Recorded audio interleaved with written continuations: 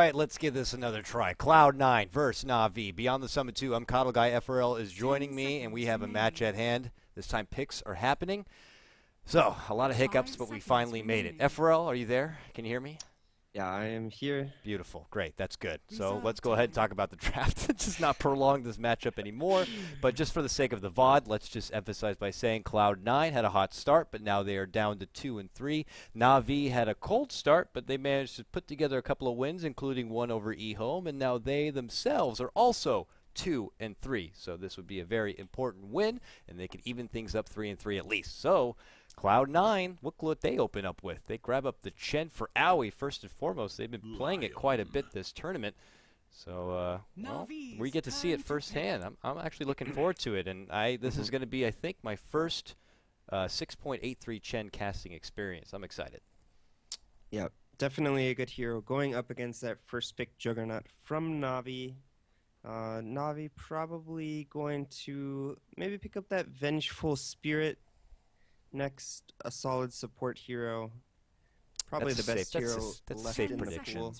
Yeah, I mean, I'm actually surprised Venge was not first picked by either of these two teams, especially C9, although I do really like their support duo against this Juggernaut pick. Both, you know, the Chen is going to have those creeps, and Lion will have those excellent disables going up against the Juggernaut. Very important to have. But Navi instead responding with the Rubik support pick. It's going to have a lot of good spells to steal, especially from the Lion. Oh, yeah. And pretty much any option, there's a good option for your Rubik. And certainly can help out if he's going to be side-by-side, let's say, with Juggernaut in the early laning phase. So a hero who can get shit done if needed. Cloud9, they now pull out the respect ban of the Magnus towards Dendi, where he'd been finding a lot of recent success. So that's going to be out. And by the way, they've also, of course, had to get rid of Axe and Troll. That just goes without saying. Navi on the other side, though, insta-deny to Big Daddy's Wisp. And then they followed up with the Bat Rider and removed the Lycan, which has been very popular among some of the Western teams. Definitely into the hands of a team like Secret. But Cloud9 definitely can show that they can take care of it if they want. So with that, we're going to round out the banning phase here. But I didn't get the opportunity to see Cloud9 with their Chen kind of a lineup. Do they do anything to build on it? I know an old theory crafted build would be like Eternal Envy's one to play Clinks, let's say, from time to time. And with the benefit of Chen having those creeps, hell, even a Helm of the Dominator with the bonus life, he can have easy access to a Death Pact. So I thought that was always like a funky thing. I wouldn't mind seeing it. That was like a classic kind of old school combo. And we have seen quite a few Clinks pickups in this tournament. You know, sort of going back to that one position Clinks. But instead, they're actually going to ban it. I believe Funnick actually played Clinks in their previous game against eHome, in fact.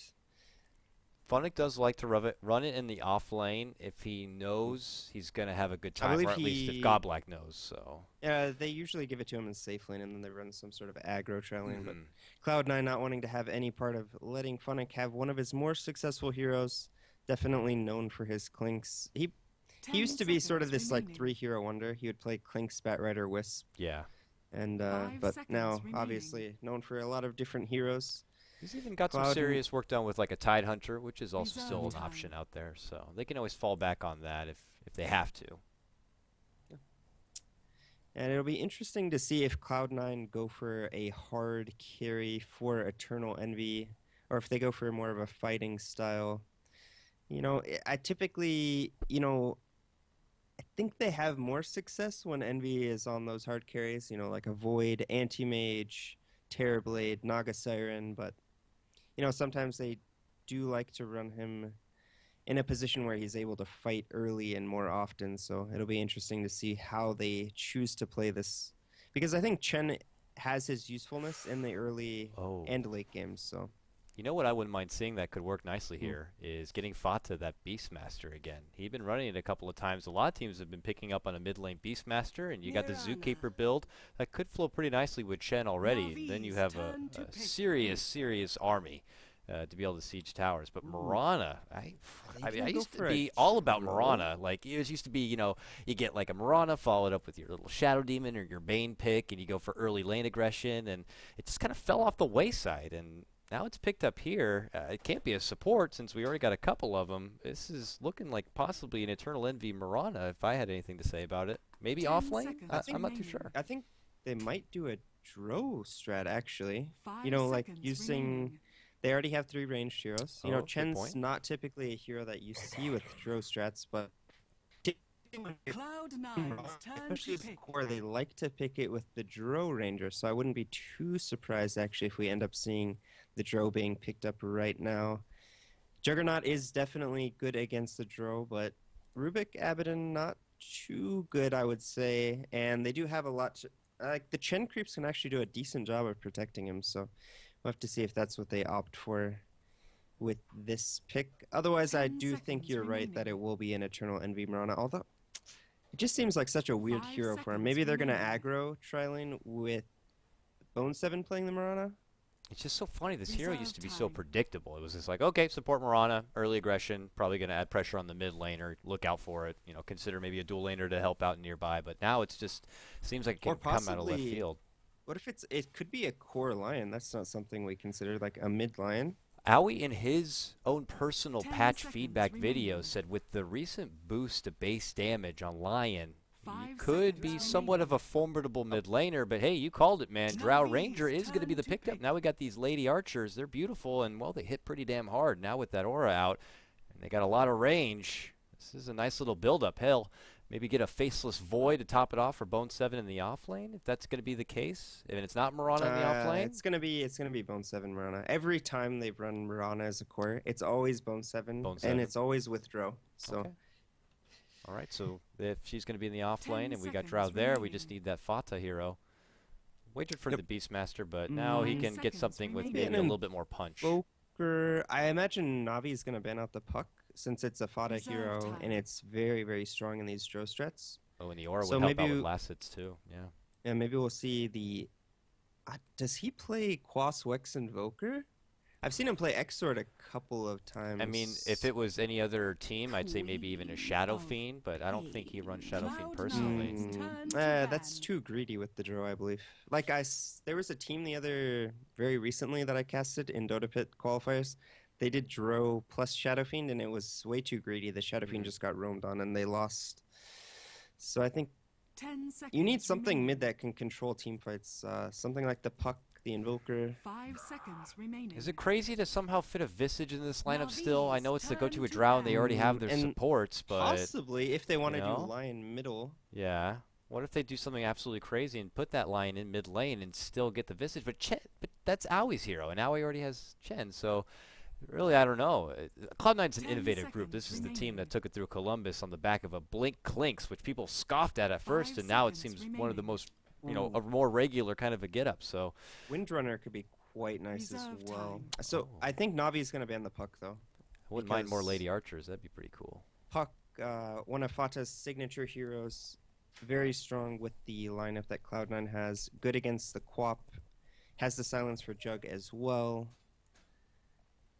And I like Quap, any but like I haven't really seen it. it's definitely a succeed yet. Dendi hero. I mean, One of- that's the definition of a Dendi hero. I guess that's a good thing. This gets to be like a little bit of a nice little nostalgia flavor. Back in the day when Dendi was all about snowballing heroes that could be flashy, Queen of Pain, even the old Shadow Fiend, Puck. We haven't got to see it as much. He's been picking up Magnus. He's even tried rolling with like Medusa in the mid lane, Razor when it was all the rage, and now we get to see Queen of Pain. And he loves to deny. If you give him the opportunity to get a good last hit hero, it'll be to deny, and They it's going to be the actually- Fata Puck. Navi's turn Interesting. to pick. They banned the Venno, which I don't think Cloud9 were even considering, to be perfectly honest. Usually they pick Venno with a very hard carry for Envy, like the Naga or Anti-Mage, but opting to ban the Venomancer this game, I don't even think, honestly, that was on Cloud9's radar. I think said they Owie wanted the before, Puck. didn't I? Yeah, you did. I'm just me. It's going to be musing a bit. misery playing 10 the Chen. seconds. Yeah, yeah, Oh, yeah. you get so used to Cloud9 players on and teams. Owie and it's 5 okay, seconds people. remaining. I've been getting so much sleep. I'm well rested and ready, but for miseries Reserve time. nonetheless. Still, they have been And- playing Chen. Cloud9 has so. It's very interesting to me because this is a very classic mid lane matchup. Puck versus Queen of Pain, but Puck's going to have that extra base damage from Jurander, so I definitely have to give the advantage to Fata on his Puck up against Dendy's Queen of Pain. And Quap's not a hero that you want to have in a disadvantageous lane. Definitely needs to snowball, so I'm not too sure about this Queen of Pain pick into the draw because you know that the mid hero for Cloud9 is going to have this extra base damage. 10 seconds remaining. With that bit of info here, Navi do need to make a choice. They're 5 ringing down the seconds clock, remaining. and oh boy, a Night Stalker. They are going to change things up at the last moment. Funnick, Queen of Pain. All right. Okay. So that's a lineup. And we're going to have to see how it's going to work out for him. Well, I think this is actually better than putting the Quap mid against Puck because I think Quap would actually just get destroyed in a one-on-one matchup with Puck with Drawer. So I like this adaptation. Maybe they had planned for putting Quap in the safe lane. So I imagine it'll be a safe lane Quap in a 1v1 against the Mirana. Possibly an aggro tri-lane. I know they did sort of a similar aggro tri-lane earlier. They had a Jug. I'm not sure what the lane was, but I know they had a Jug aggro tri-lane. 10 seconds remaining. But it is always risky running these type of lanes against the 5 Drow. seconds remaining. Running against a Drow, and you're going to be running against Big Daddy, who's one of the best micro gamers you can ask for in Dota. And it looks like he's going to be taking the reins of Chen for this one. And you really might be in the dark. So we could potentially see Navi look to roam pretty early as they do conga line and beeline it towards the C9 side. Maybe, let's see, do they have any wards and sentries on hand maybe to block out some camps? It doesn't look like it right now, so we'll see what they decide to do. But without further ado, as we do, of course, have to lead things off with a pause, we can try to get out some nice long-winded introductions here as we get a matchup between Cloud9 taking on Navi. First and foremost, F4L, if you had to put odds on this, I haven't even looked at Dota 2 Lounge or whatever.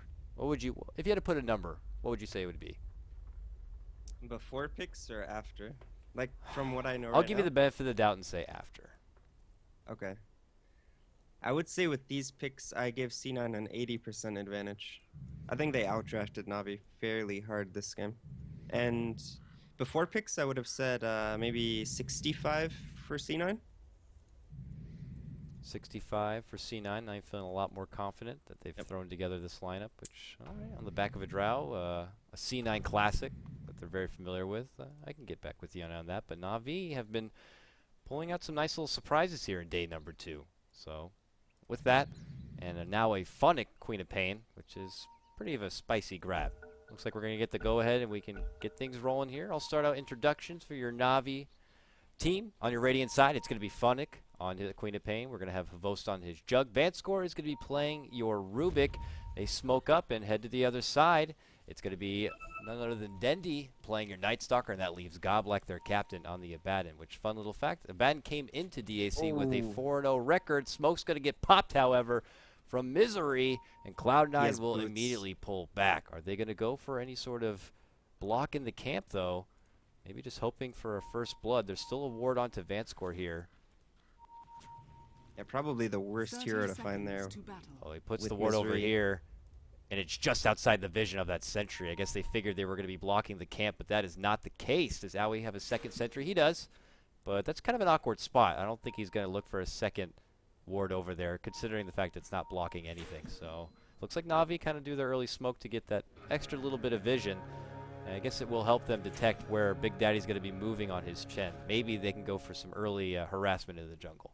The battle begins. Yeah, definitely a good word to have against the Chen. It's going to give them a lot of information. Oof, sidestep. Havos almost gets clocked with that arrow, but he will make his way out. Vanscore certainly helps out with that telekinesis, however. So yeah, that was very, very close. Looks like we are going to have some dual lanes coming up from Navi. We're going to have Funnick on the Quap with the Goblak, supporting him in the offlane with the Abaddon. Did I keep saying Aoi? Oh my god. It's now Aoi on the brains, apparently. Every time I see Chen, it's like it's got to be Aoi or Ake. Sorry. Big Daddy No Tail, though. He's going to be playing that one. So Fata, yeah, he's going to be doing his own thing in the safe lane position here. And Goblak is going to have free will to kind of get in his face a bit once he levels up a Pathok shield a little bit. So no aggro try for Navi on this one. They go for the dual lanes. This is going to put EE in the mid lane up against Envy's Night Stalker. EE should have a fairly easy time in this lane. Has a very high base damage, ranged against melee. So I think they'll be They're going for Bone 7, Telekinesis, and that's going to be it. Immediate first blood for your bottom lane duo between Vanscore's Rubik and Havost. He secures that one on the jug. Immediate extra grab for them. Bone 7's going to make his return. That's all she wrote. Unfortunately, I missed that kill completely. I got it for you, don't worry. Bone 7 didn't have leap available. Pretty easy kill with the Telekinesis into spin. So catching up with mid lane here, we'll pop up the CS to match on par. Dendy on your Night Stalker going against EE's Drow. Bit of an awkward mid lane exchange here. And Dendy, as he looks to build up a little bit of a head start, do you consider going on the prowl right off the bat when the first night falls at 4 minutes in, or do you kind of just plant your ground and look to build on up? Because then you risk allowing your Drow to get a lot done in the mid lane. Yeah, they need to find kills early with this Night Stalker.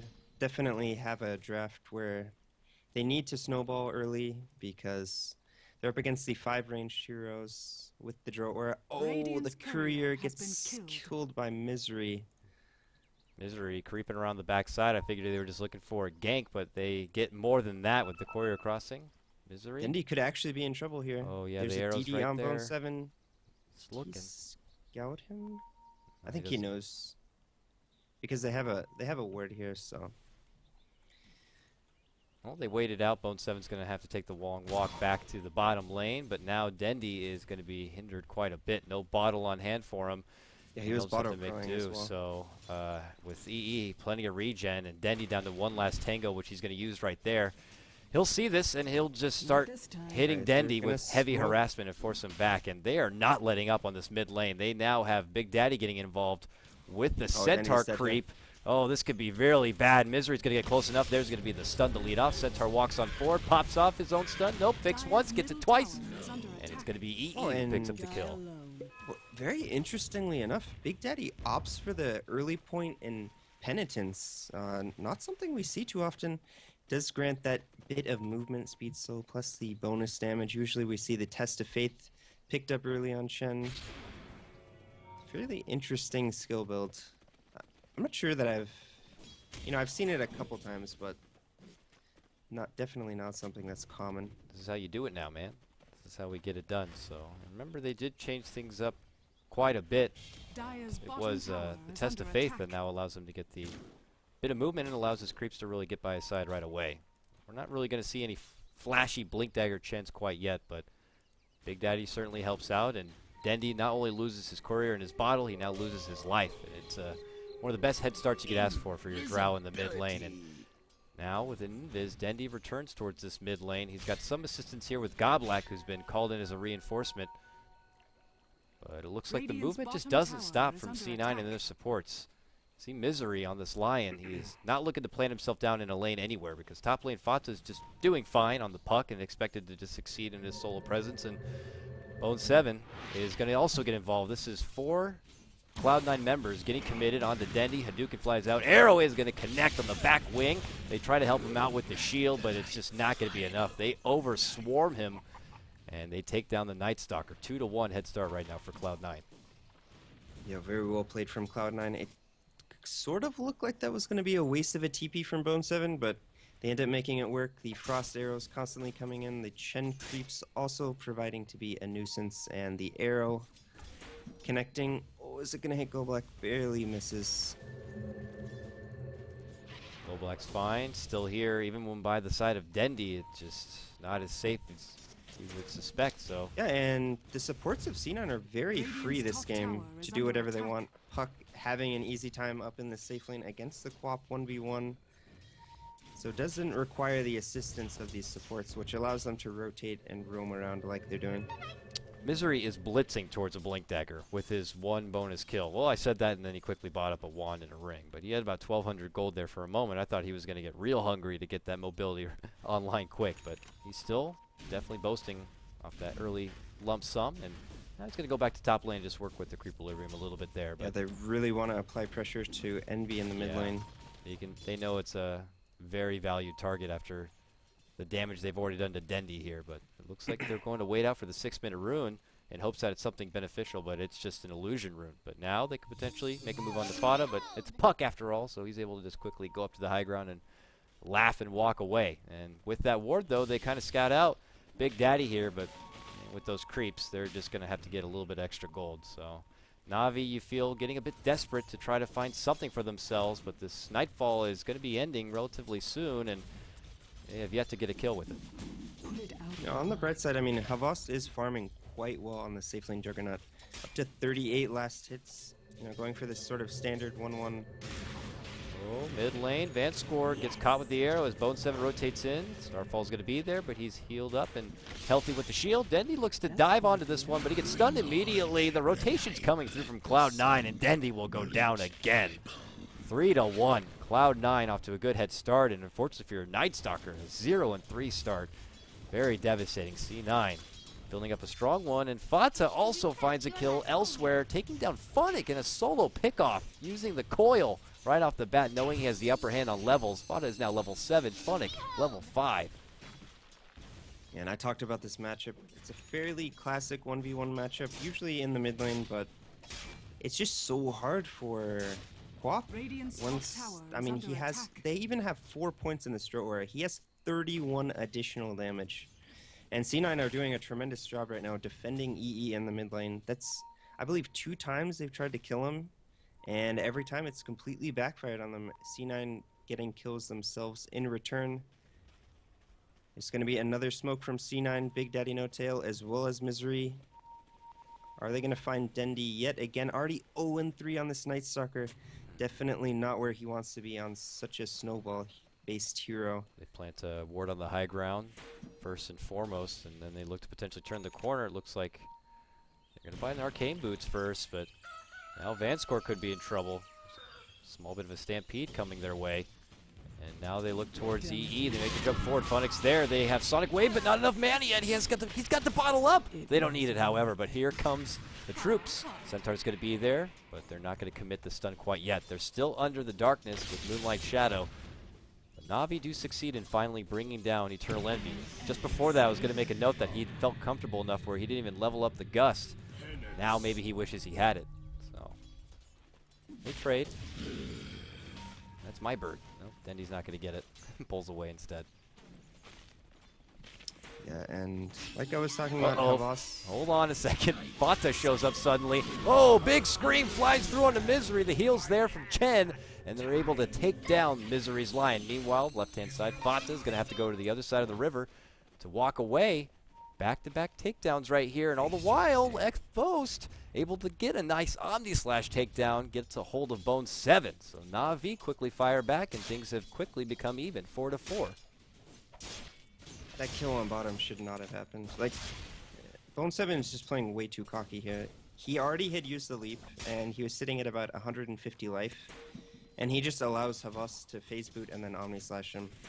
It's just playing cocky and over-aggressive, and you can't do that when you have the Drow lineup. It's very important that you don't feed away these early kills because you're so strong in this mid-game. Does look like they are going to go for the Roche attempt with the Drow Aura. The Chen creeps as well. Going to make for a very easy Roshan. Does Navi have knowledge of this? It looks like they know something's up. Actually, they might not have known anything. Well, he sees a tornado now, and does Goblack, and he's like, what the hell's happening over there? But other than that, they are completely in the dark as far as this pit goes. And they have already brought it down well below half-life. It looks like they're going to be able to secure this one. Navi not quite close enough. Bone 7 maybe trying to distract a little bit with Dendi here on the bottom lane. It looks like an Aegis is going to be going Cloud9's way, possibly with a follow-up here on bottom. Fata shows up, his coil in the pocket ready to go. Maybe potentially making to go on a pick onto Dendi's Night Stalker before nighttime does come at the 12-minute mark. And we can see the power of the new Chen using this test of faith to teleport his creeps around the map. First he teleports them to Roche, then they all get low, he TPs back to base, teleports them all home. It just allows you a lot more flexibility when you play this Chen. That was the one thing I was most excited about. Everyone else was like, oh, Agnum Scepter, you can now get ancient creeps and all this stuff, but I think the fact that he can quickly change from one lane to the other and bring all of his troops with him in the blink of an eye is certainly nothing to scoff at. So right now he shows up back bottom, and that said army is knocking at this tier 1, and they'll be able to take it. So of all people, flies in the top Cloud lane. gets it, but Funnick. oh, nice catch. Queen of Pain gonna get locked down. Misery shows up, adds the stun on top, and he gets that kill. No finger necessary. Very nice play from C9. They knew that Navi would not be expecting such an attempt or play, considering they were pushing the bottom lane with 3 heroes. Very nice arrow.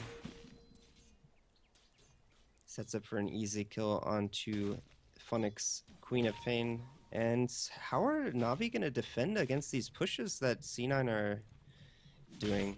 I'm not too sure that they can. Yeah, the wave clear not that great for someone like Night Stalker. His ability is to move in there, maybe void a creep, and then dish it out with right clicks. But other than that, doesn't have a lot. They haven't really put together any sort of Midas. And Misery actually is going to have his Blink Dagger at 12 minutes. Whoa, big pickup for him, especially that kill on top certainly helps. Uh-oh, meanwhile back and behind, they're able to get a hold of Fata, and they do take him down.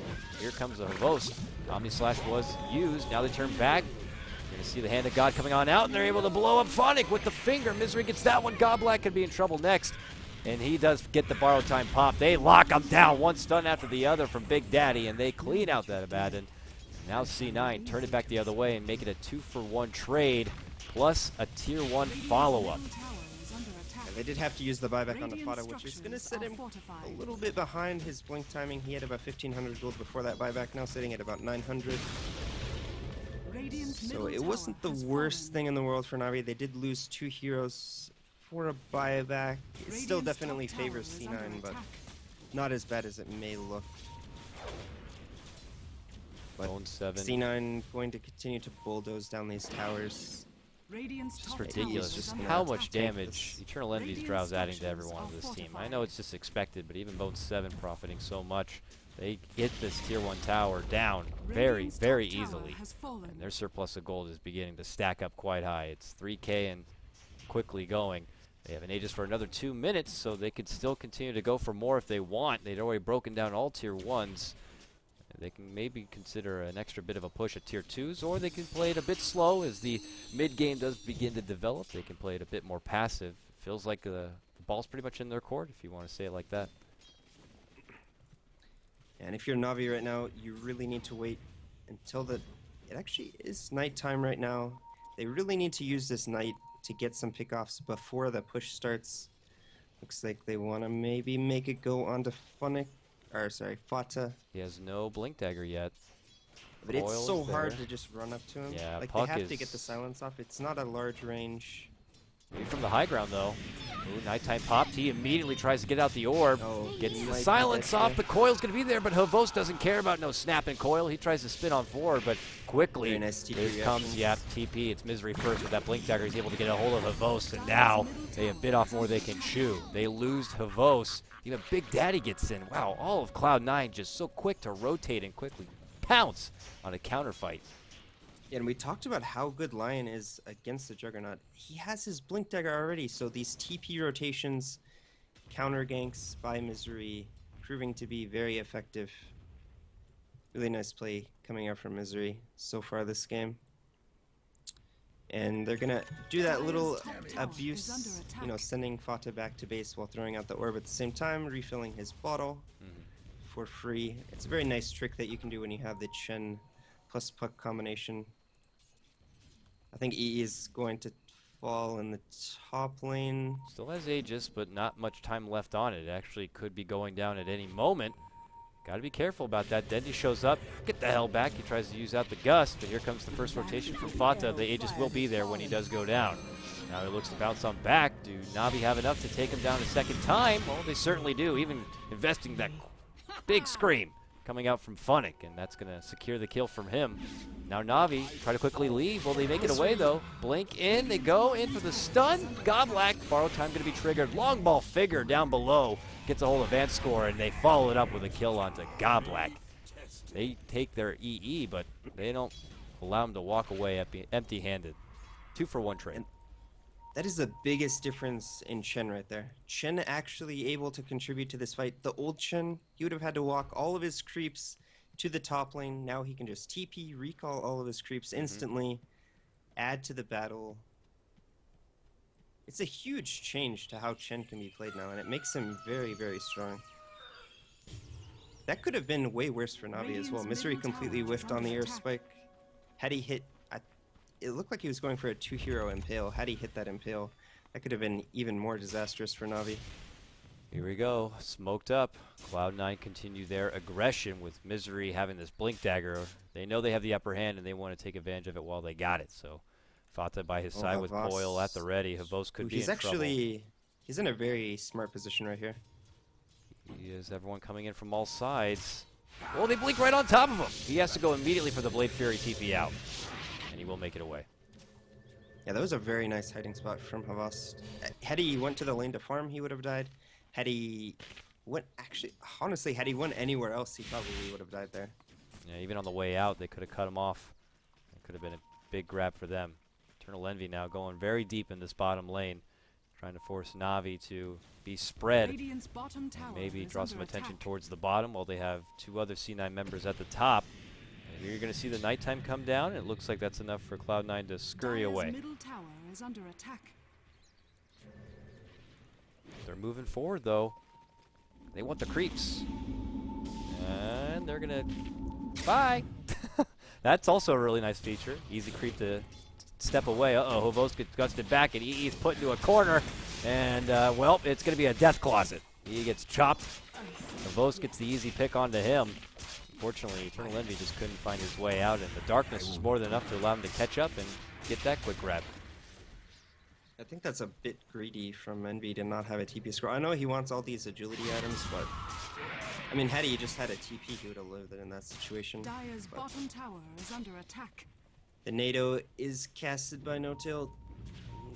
I don't know how much it's going to really stop them, though, from getting this tier 1. So, I don't know if they want to commit to defending this. It does look like they might want to defend this. Both teams have that high ground ward, so they can see if movement's coming their way. Havos is already Blade Furying up and above. Still has the Omni Slash at the ready. Might need to use it here. Yeah, and they get it. The follow-up stun. The lockdown. Is he going to be able to get it off? There it goes! Now Cloud9, they gather close, and with all the soakage of the damage, they mitigate the hell out of it. And now they quickly blow up Navi. 2 to go down right away. Big Daddy does drop, but his creeps do live on. Meanwhile, trying to hide out Funnick. Will he get the TP off? He will. He escapes out. It ends up being a 2-for-1 trade, plus the tower for Navi. That was an excellent impale from Misery. I mean, he caught him right at the end of that Blade Fury. Unfortunately for C9, Havas did get off the Omni Slash, but it was split up between a lot of Chen creeps, so not doing that much damage to heroes. Had Havas died before he got the Omni Slash off, that could have been even worse for Navi. Dendi actually going for a Vanguard first on the Night Stalker. It's such a hard game for Dendi, because he didn't have that early start that he wanted, starting 0-3. Yeah, and it's not like he's been able to recover by getting a lot of kills to make up for it. He's 1-3-4, but now he's got eyes for possibly the Drow. He's got this invis room with halftime still left, and he's testing the waters to see if maybe they have the vision. He immediately retreats down and below, and it could be out of their way, so though Dendi still wants to stalk here. Might have to be careful. Same goes for EE, though. He's going to go for Ancients. Now he pings it. Do they have the vision? No, they go right into darkness, and now he goes right for Hinata. He dishes out the urn, and, well, Funnick looking to follow up. No Scream is going to be at the ready. Coil's going to be catched on the return from Fata, and it catches on 3. Now the Mandrake coming up from Misery. That depletes Funnick. He's got a bottle on up if he wants to continue to fight, but they are going to be all right for now, and what looked like a good time to make a jump onto Eternal Envy. The Boast, that's my Centaur. Gets the chop down. Arrow is going to be off the mark, and Navi will have to walk away with only that creep takedown. Yeah, surprisingly, they did not get Eternal Envy there. Nice send back from No Tail's Chen, saving Envy's life. Rubik even had the coil there. Yeah, they did have to use a couple of ultimates for it, but yeah. Ultimately, everyone lives. He's fine. There's the trick you're talking about. Fata goes to base, bottles up, Comes back to his orb. Dota's cool. Yeah, I think this game can get difficult for C9 once there's some BKBs on the side of Navi. If they get some the BKB onto Jug, possibly the Night Stalker, maybe even this Quap, it'd be nice to have a BKB. Misery plants the ward, and they see each other. And it's KotLGuy who leads out the front, but he has no ultimate. I was going to say the ultimate. He actually has it. Scream is not going to catch with the leap back. It's going to be an air ball. Big Daddy. The Omni Slash connects. Oh, bad RNG for him. It goes mostly onto him instead of his creeps, and now Havo spins on forward. After they take down the Chen, they look to focus on the Bone 7. The silence is there, but he gets it done. Gust is not going to be enough to keep them back, and Navi clawing themselves tooth and nail to try to get back into this. Now 10-2. Tavost who takes over the top of the net worth. Ooh, more Centaurs for me. That was some very unfortunate RNG for No Tail. I don't even think it went to creeps at all, and Navi with a huge fight there. Getting 2 hero kills are now pressuring Roche, and it's very, very important for C9 to not lose these Roches as the draw lineup on Dire's side. I think they can agree with you. They already have the tornado down, the orb harassment. Misery is eyeballing it here. I'm not sure they can stop this thing. You can blink in and go for a Hail Mary, kind of a pickup if you can. There's Fata jump in, drops down the coil. He's got more life. Fata, though, might die before Roche. Roche goes down, they get the kill, and they pick up the Aegis. And Fata's going to drop. Oh, disaster for Cloud9 on that attempted defense. KotLGuy. Borrow time will proc for him. Game's starting to turn in Navi's favor. I mean, we've seen it time and time again when these draw strats start to fail, they really start to crumble. And currently, the second Roche taken by Navi. It's a very nice start for their comeback. If we go ahead and take a look at the gold, nearly evened now by Navi from that last fight as well as taking Roshan. Navi now with an experience advantage as well. Dendy sees Chen and goes on the stock. Funnick shows up, dishes out the scream, and Big Daddy, there's nothing he can do about it. He's going to be taken down. Another successful pick-off in what was a struggling start for Dendy. He has now been finding lots of opportunities for himself, and he has quickly turned that Vanguard into a Crimson Guard. So, with that, they use this bit of momentum. They go towards this Tier 1 mid lane, and things go from even to now in Navi's favor for the first time this, well, not the first time, but since the very, very start. Navi are back in control of the net worth. Yeah, and Havost is so far ahead of everyone. Although actually not too far ahead of Envy, but if we look at the net worth of all these heroes in the game, Navi having 3 of the top 4. Radiant's top tower is under attack. Actually a pause coming out from Misery. Not sure what that's about. Juggernaut getting the Basher now completed. He is definitely a force to be reckoned with. I still think he should go for a BKB. It's very good this game against... They have a lot of silences. We've talked about how good Lion is with his 2 disables in the Hex as well as the Earth Spike. They have an arrow, you know, even the Dro slows. And then you also have the Chen nuke as well, which does a pretty decent amount of damage. It can do up to 400, so it's nothing to scoff at. So now we see Navi going on the aggressive end for this one. They were down quite a bit, and they go from Tier 1 to Tier 1. And they have taken back control of this game for everyone now coming on in here. I see we have a recent surplus of people. Find a seat, sit on down. It's Navi taking on Cloud9. Cloud9 started this game with a big advantage. Talking about bringing down Dendy 3 times in the mid lane and sniping out their courier, taking away his bottle, and it's Navi who are back in control. That's pretty interesting, but on this Drow lineup, can't sleep on them. You lose one fight, you'll lose structures pretty damn fast. 12-12 is the score, and Bone 7 has put together a diffusal on his Mirana. Interesting. Diffusal. What are we looking at using that with here? Ghost Scepters that could potentially come in? I don't know. Yes, I'm not too sure why he has this diffusal. It just doesn't seem like a good item. Oh, they make it go on Havos with the coil, and he's going to try to spin onto there, but that's his Aegis life down, and oh, he's going to need some help if he wants to get away. They're blocking him in. Stun's going to catch. They do both the Earth Spike and the Centaur Spot at the same time just to be sure, but and there's Havos out of position, and he does go down. Yeah, so nice play from C9, catching out Havos, the most farmed hero on the map. And they need a couple of pickups like this. This is actually going to net them Tier 2 top tower. Bone 7 looked like Oh, wow! They scream at the last moment to get Bone 7. Funnick. Wow. Funnick feeling confident. He just zoned out that one. Oh my god. I honestly didn't think he was going to go for that. But feeling confident, goes for the Sonic Wave Scream of Pain at the last second. He has an Agnum, so the Queen of Pain ultimate is actually not that bad. He almost has it again for a fight right here. Navi can take this one, and they move forward. They get the silence on to Fata. Dendy's going on the chase. The heal's going to be there, though, from Big Daddy. And now, Fata will be able to get a little bit extra space. I say that, but the telekinesis is right there, and they do eventually get a hold of that little fairy butter. And Dendy goes from 0 to 3, and now he's on a killing spree. 3 and 3 and 7. Oh, the tides have turned. C9 are just bleeding heroes. Like, they go for this top lane push while Havas is dead, but they don't really commit to it.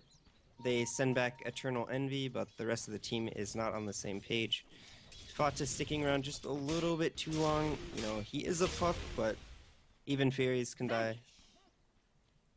Looks like Bone 7 is going to use the Moonlight Shadow. Try for something mid, but Navi are fairly prepared for this. Well, Misery does not catch him with the stun. The gust is there. And C9 immediately make the sound of the retreat. Scream goes out, does connect. Brings down Eternal Envy pretty damn low. And they'll have to disperse. Not the engagement they were counting on. And they will be able to walk away without losing anyone else. Navi with the aggression.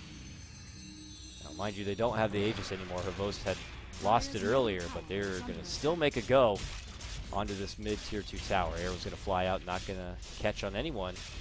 Cloud9, how are you really looking to engage? Fata could lead things off, but he's not going to commit even to the orb. Here comes the glyph. Cloud9 seem a bit hesitant as far as what the game plan is to stop them from this push for now. There's Fata. He will jump in, gets a big silence and a big coil. It's Kex on 4. Pavo's going to get bursted down, and he will drop. We're out for a minute. Now they make a go on to Dendy, trying to drain out his mana a bit as they go out on the retreat. A scream flies through once more from Funnick, trying to blast down those creeps, but the mech's going to be there and save him. And now they get a hold of Vanscore, and wow, desperation set up. Yules into the arrow. They get a nice 2-man special, and they don't even lose their second-tier tower. Yeah. I mean, that shouldn't ever be happening. There should never be a situation where, when you have this Abaddon, that your Juggernaut gets stun locked so long that he is unable to cast ult or spin. When you have the Abaddon, you have the shield, you have the heal. Goblak just getting caught out a little bit out of position, gets impaled with the Jug, and he just shouldn't be in that situation where that can happen. Scream to slow them down, it looks like, and now Funnick moves in. It's not going to cost Navi anything, but it's still a mistake nonetheless. Oh, Funnick. Nothing he can do to really stop him. Here, take that before you go. A little bit of that Shadow Strike love, but Cloud9 walk away with the tier 2. I still think Havas should get a BKB. He actually opts for the Blink Dagger. It's going to make it so that he can get off his ult, but if he's hitting the tower like that, it's not going to matter anyways. He's going to get initiated on by the Hex Impale. This Blink Dagger's not really going to do too much at that point. It's really up to Goblak at this point to save him from these initiations while he's trying to push down these towers. Vanscore's going to drop down this Obs Ward at the bottom. Possibly the idea or an inkling that a Roche could be in their near future or some sort of contention for it. We'll find out that timer in a moment's notice. But now smoked up, it's Cloud9 on the move. They have the Moonlight Shadow as well at the ready if they want to make a possible go. But now they swarm towards the bottom. Navi are already on the way out. And Cloud9, I imagine, are at least going to go for the push and try to finish off this tier 2. Navi, we'll see if they look to go for their defense. They drop an Obs pretty dang close to the tower even, just to get that little bit of extra leverage. Now moving up and above, Bone 7 gets caught out, immediate scream, takedown, Denny gets that one, and Cloud9, again, have to quickly go on the retreat. That's not what we wanted, and we gotta go. Look how fast Navi scramble to see if they can get a hold of anyone. Big Daddy, oh, got him! Man, they go on the hunt they just move so quick. Yeah, they have a lot of mobility, they have the blink on the Quap. Both the Jug and Nightstalker are extremely fast. And Dendy actually going to go for an Aghanim Scepter, so going for that map control build, going to have the nice unobstructed night vision. What is it, 1200? think it's either 12 or 1400. I'm not sure. Oh, don't do this to me. Last time it was me and Ryuborz yesterday when we were debating about Night Stalker, and at that point it was at the back end of my 9 best-of-1 casts, and I couldn't even really remember, but... Oh, so you've already had this discussion before? You're talking about the Night Stalker vision? Yeah. Yeah. 650 vision is what the new level is with this darkness, and it does applies to wards and heroes. No, I'm talking about his when he gets Ags. He gets unobstructed. Oh, for himself. Yeah. I don't know, dude. Is it 12 or 14? It wasn't changed, whatever it was before. I'll tell you that. Maybe it's 1600 or more. I don't know. Funnick scouts out Fata. Whoa! That's only a level 2 scream. There was a dragon. Yeah, I think so. Or an illusion. Whatever it is, it's gone now. Exterminated. Funnick. C9 scouting out Roche. They might actually get this because all of Navi is top. Fata's death might not be in vain if they can get this Roshan. Looks like Navi have an idea that this is happening. Oh, they're coming. Moonlight Shadow. They gotta really make the right decision here. Do they want to commit or do they want to go? Dendy is right there as the bouncer and tells them to get the hell out of this party. And it looks like Hinata is not welcome. Does get off the mantle last second, but just delaying the inevitable. Immediate buyback now coming out. It's Fata who's looking to go on a return. Bone 7 is stuck in the trees and has to TP out. Left himself into a bit of a pickle. Will go over. At the same moment, gets sent back to base from Big Daddy. So they get a bit of miscommunication there. Fata back from the dead. Silenced up. Earthspike trying to save. Catches Funnick. But Fata, it's a dieback for him. He goes down. Dendy now unstoppable. And with that, they can double back and finish off the Roche. Navi right back in control. It's going to be an easy Roche for them. Looks like Funnick is working towards that BKB. We talked about how important BKBs are in this game.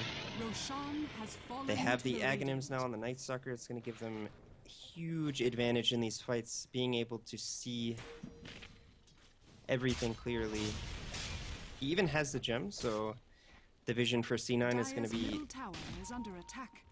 If timed out appropriately, I know the numbers have been crunched even by myself, with the way it works now and not pausing the cycle, it can get up to only a minute and a half of daylight in the game. So you can really put your opponents in the dark. And for a team that really values a lot on their initiation setup, whether it be from Fata or what have you, or even Misery, that does not become easy. I'm not going to pretend I understand how darkness works anymore, because as far as I know, it doesn't add to the timer anymore. So if it's already nighttime, when you use darkness, it won't add to darkness anymore. That was a recent change. So I'm not exactly sure how it works. Aren't you a pro player? Isn't it your job? I suppose. It's okay, dude. Dota's an encyclopedia of knowledge. But here we go. Cloud9 now with them on the underhand here. They're going towards bottom. Still have that tier 2 if they want to try to bring it down, but it's Navi who feel more in control as they claim this top tier 2. Oddly enough, Misery actually second in net worth for his team at 8,800. So higher than the bottom as well as the safe lane Puck. Although at the same time in the top lane. Yep, they're making it go. Havos is in there securing the last few strikes under that Blade Fury. Dendy gets sheeped up. Immediate Yules is going to be flying out here for Havos to stall him on out, but they're already imposing a big threat onto the racks. There's going to be the big coil. Connects on all. Jump right into a scream. Their spike connects as well, but it's not enough damage. Navi stands strong. They wipe down 2, and now they're moving on forward. Mizer's going to drop thereafter. He's going to be forced to go and do his buyback. Fata's out. No buyback for him. And now the racks are going to be going down. Navi, coming into this one, the underdogs, they have put together a pretty solid day 2 performance. And if they could secure a win here, they put themselves from the bottom of the pits right up into the mix. That rhymed. I didn't even mean for it. Navi have done really good at capitalizing on the mistakes from Cloud9. There was just a couple of times when it didn't seem like Cloud9 were all on the same page. Just leaving players behind. Oh! Havos showing off that Abyssal onto Big Daddy's head. And the GG is called by C9, knowing the limitations of their draft. The Dro can no longer stand up to what Navi have to offer, and we see it here. You pick these heroes that can run at you. I really liked C9's draft. I just felt that their execution was not up to par of what I usually see from them, especially with these draw lineups. They are very comfortable with these heroes, and it just went south so quick. You're talking about yeah. Cloud9 had I mean, when the, they the crumble, dream of like a start. when these lineups fail, like you can just see it. It's like they hit a wall. Oh, it's like dominoes. They just begin to fall and crumble one by one, and it just doesn't come together. And then you get to a point like there in the Roche pit where you have to make the clear-cut decision. Do you commit and try to take this Roche, or do you get the hell out of there? And they felt like they had the opportunity to get the hold of the Aegis quick enough, but the damage wasn't there. And Navi take this, and they had lost their courier. They had taken down Dendi 3 times, mind you, and well, Navi are persistent. They fight back, and they look good. So now with that, Navi advanced their record up to a 3-3, and Cloud9 get bumped down now to 2-4. And that was just our 6th wave. We have 3 more best of ones coming your way. But that is going to wrap things up here for you, F4L. So do you have anything to say before we go ahead and let you go? Thanks for having me on. Casted some pretty interesting games. They're actually almost all one-sided affairs. This one was actually the closest game.